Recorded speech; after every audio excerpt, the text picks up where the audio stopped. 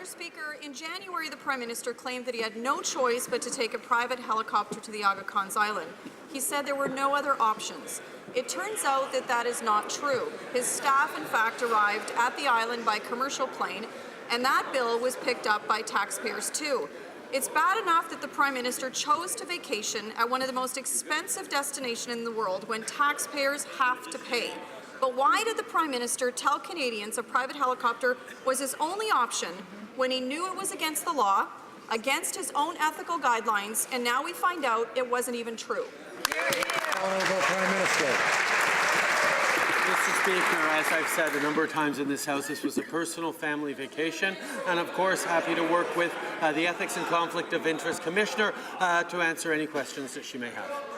The Honourable Leader of the Opposition. Not an answer. Well, Mr. Speaker, that's not an answer to our question. This is not a conversation between him and the Ethics Commissioner. In fact, he told all Canadians publicly that, in fact, he had no other option. So the question is very simple.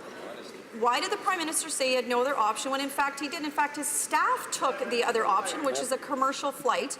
He knew taking this private helicopter was against the law. It was against his own ethical guidelines, and now we find out it wasn't even true. Why did he tell Canadians this if it wasn't true? Honourable Prime Minister. Mr. Speaker, this was a personal family vacation, and I'm happy to work with the Ethics Commissioner, Ethics and Conflict of Interest Commissioner on any questions she may have.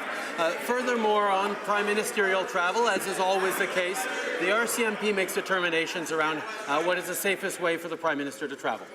Honourable Leader of the Opposition. Well, Mr. Speaker, no one has begrudged the Prime Minister a vacation, but first of all, Mr. Speaker, when he chose to vacation at one of the most expensive places in the world, knowing full well taxpayers have to pay for wherever he goes for security, that was a choice he made. But second of all, he's told all Canadians that he thought there was no other option. Now he's saying the RCMP told him he had to take a private helicopter. Is he saying today then that the RCMP told him to break the law? All right, Honourable Prime Minister.